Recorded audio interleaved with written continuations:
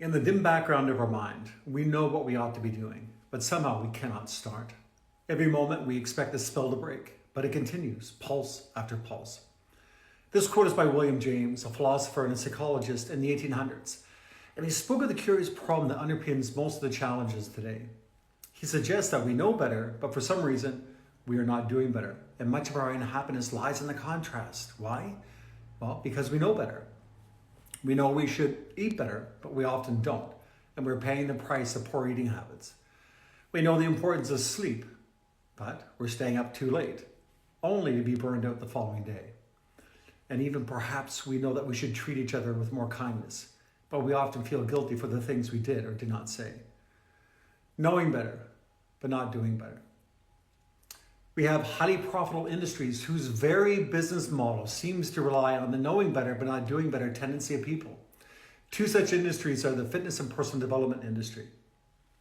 Now, the health club industry is an $87 billion a year industry, and the weight loss industry is around $72 billion. It has been estimated that out of all the gym memberships purchased, only 18% will use them, and out of the 18%, only half will go more than 100 times out of the year. And as far as the weight loss industry, well, they only showed about a 5 to 10% long-term success rate in people keeping the weight off. They're selling knowing better, but not doing better. How about personal development? Well, if you look at personal development on Amazon, it will tell you that there are over 90,000 plus books on self-help. It is a $11 billion a year industry in the US alone. A country who also spends $210 billion a year on depression and issues related to depression. Clearly, we are facing some big problems in our world, and we're seemingly unable to do better despite the massive amount of information, resources, and support that seem to be available. So what is the answer? How do we bridge the gap between knowing better and doing better? Well, would it surprise you to know that I found an answer in the most unlikely of places, between the pages of a Dr. Seuss book, Green Eggs and Ham. For those of you not familiar with the book Green Eggs and Ham, it is a story of a young character named Sam I Am, who is trying to convince an older, grumpy guy to eat, well, green eggs and ham.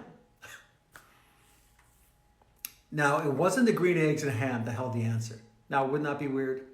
But it was his name, Sam. Sam became the acronym that I used to help my fitness clients recover from injuries faster, help them develop their own core stability with greater accuracy, which not only reduced the risk of injury, but also dramatically increased the positive effects of exercise. With this process, not only could they now know better, they did better. SAM also became the acronym that I used for clients trying to improve their mindset, so they weren't fighting their own internal dialogue, teaching them how to go from knowing better to doing better here and here. Well, let's start with the fitness industry. Why so many failures with people sticking with the plan? Well, there are numerous reasons why, but one big one stands out for me over the years, and it's one of physical illiteracy. Now, if you grew up in a farm setting like myself and 50 years ago, the life we lived had a tremendous amount of physical activity and movement built into it. We had about an acre of garden, which we had to look after. My father owned a construction company, so we had plenty of cheap labor. And we had acres and acres of fields and forests to play in. Now, why this is important is that when we move, our body stores the how to move memory in different parts of our brain collectively, called our procedural memory. Our procedural memory is useful when we need to tie our shoes or ride a bike or hit a ball. We can access this information without having to think about it as we repeated the process over and over again and now can do it unconsciously. So what if you have limited experience with exercise? Well, your procedural memory banks would be limited with the experience on how to move. When I work with clients in my facility, I would ask two important questions. What are you training and where do you feel that?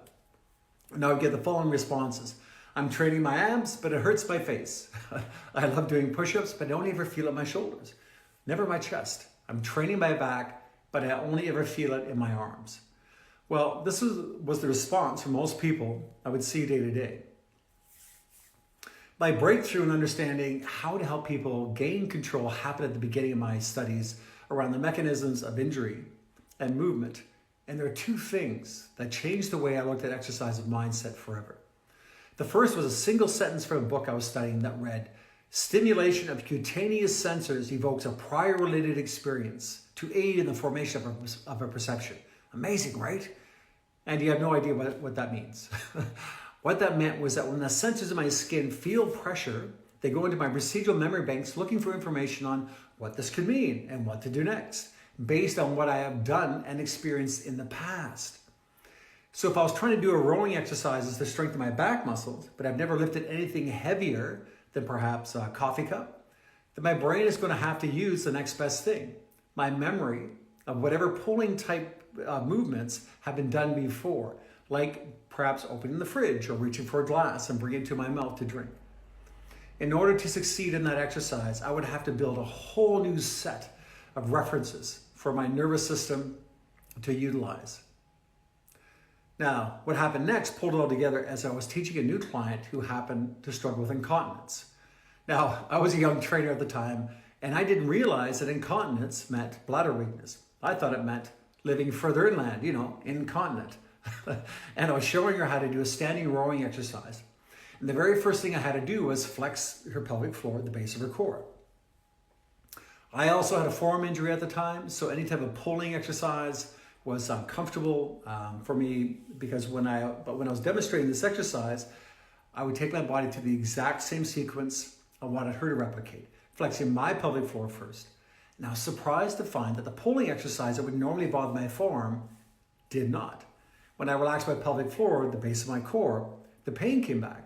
So over the next few weeks, I practiced with a series of exercises, and not only did I find that all the movements I was working with seemed more stable by contracting my pelvic floor first, but it made it easier to access the right muscles. Make sense? No core strength or activation, no progress, no strength at all. Now think about what happens when we have an injury. We have apprehension about that body part because of the painful reminder that it's injured. Now we have a new procedural memory of that area of the body, one that has pain and apprehension attached to it. So in order to overcome that particular injured memory, we had to design a new one, a more stable place from which to build from, without the memory of the original injury connected to it. Are you with me? So the S and sound became the cue to stabilize, which meant that in every exercise, the pelvic floor was active. Not only was the ability to stabilize our center of gravity important, but to do so by thinking, by feeling, and then doing the movement each time. By doing so, we're adding valuable information to our procedural memory banks. The A was to activate, which meant to focus on the target muscle after you turned your core on. And to focus means to know where it is and what it feels like to flex it. And sometimes we'd have to spend time practicing flexing a weaker muscle or muscle group to get a sense of what it felt like before we actually did the exercise. Now, why this is important is now we have an internal feeling reference that tells us when we're doing better and when we're not. When I lose the connection, the feeling, I stop, reset, regain control, feel the feeling, and then start again. M stands for move. So I focus on turning on my core first, stabilizing my spine. I know what I'm doing. I know I'm doing better because I feel it. Then I focus on the target muscles and think about them specifically and feel them. And as I flex and feel the target muscles, now I can move safely and with accuracy. So I wondered if Sam could help people rewire the memories created in the mind from physical injuries the same way perhaps we could do with emotional injuries. We see and interpret the world based on our memories and act based on those feelings we derive from those memories. So it stands to reason that if we could create new ideas, new ways of thinking, that would create new ways of feeling, then we would act differently. I mean, you see, I had numerous challenges throughout my life, from a traumatic brain injury to my right temporal lobe, to growing up in an alcoholic and angry environment, dealing with abuse on many levels, to living on the street. So my use of drugs over the years made me feel better. I didn't have any positive emotional role models when I was younger, so unlike the immense amount of physical experience I had growing up, I was lacking in positive emotional experiences, something I needed to create consciously. I was physically strong, but emotionally weak. I needed to sand my mindset. So when it comes to our emotional side of who we are, what comes forward when we're dealing with things that are emotionally charged is a surge of uncomfortable feelings that are generated when an older memory is being accessed, often from a time when we are less emotionally mature. Like our memories surrounding movement that are stored in our procedural memory, our life history is stored in our episodic memory. The problem is that we don't often recognize where the feelings are coming from. We just experience them without realizing we're taking a current situation and then responding from the injured feelings of our younger self. Do you think that'd be somewhat disorientating? I think that's where the expressions come from, like, that is so unlike him, or that is totally the character for her. How many of you can relate? So let's see how I'd use Sam to stabilize myself mentally and emotionally.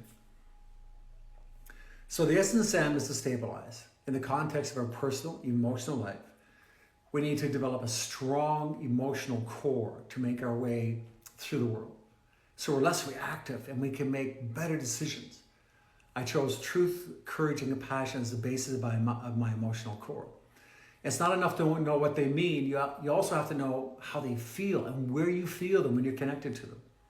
When I think of truth, I just feel in my head like knowledge. But when I encourage the truth, I feel in my stomach kind of as excitement, a bit of nervousness. And when I act compassionate, I feel it in my chest. So when I'm struggling, I think about what my core traits are and then allow myself to feel what they mean. I just got to remember to flex that muscle. The A in Sam is now looking at the actions we're wanting to take, whether it's to go to university or get a job or get married or end a relationship. Do you think things will turn out better if we first stabilize ourselves by accessing our strong emotional core before we open our mouth or before we made a decision? Now, the decisions may not be always easier, but they'll probably aim us in the right direction and cause the least amount of chaos in our lives. Now that we have chosen or stabilizing emotions, we can now look through that lens, actually aligning both the emotional core and the feelings attached to the decisions we wish to make. Confident that the movement of our life comes from a place of certainty because we now know who we are emotionally and we can trust that what we feel and what we decide to do in life comes from a stable place inside of us, our strong emotional core. You just got to learn to flex that muscle.